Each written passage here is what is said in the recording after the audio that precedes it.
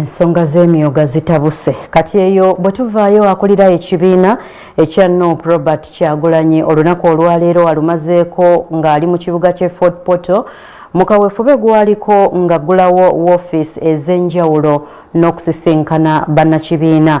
Asinzidde eno n'anenya gavumenti olw'obutakola kimala okuwa Fort ebyetaago kifuukire ddala ekibuga ekijjuvu.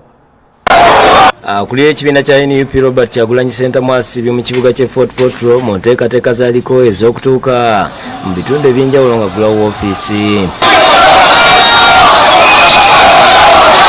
Asinzidde n'anenya gavumenti obutakola kimala okutumbula ekibuga ky'e Fort Portal bukyanga kisomosebwa okufuulibwa ekibuga ku mutendera gwa site. Wano walina okubeerawo airport tejja kuyamba bantu batoloboka naye ejja kuyamba Uganda yonna. Sente zaffe nnyingi mu Uganda zitudde wano etoolo kubanga tetudi developinga kifo kino. Fort Portal yasomosebwa mu 2020 n'afuulibwa ekibuga nga Ggulu, Arua, Mbala ne Jinja. Mu lukuŋŋaana luno olubadde lukuumibwa obutiribiri okuva mu poliisi n'amagye ategeeza nti Fort yeetaaga ekisaawe ky'ennyonyi, enguudo ennungi ne woteeri ez'omulembe. Waliwo enguudo wano wonna wandibadde wabulya enguudo ne kiyamba ba local investors okuzimba hoteeri, okuzimba ennyumba ez'akabi, okuzimba amalwaliro ag'akabi tebiriwo. So ebyo ebintu byonna birina kubeera nga bikolebwa gavumenti.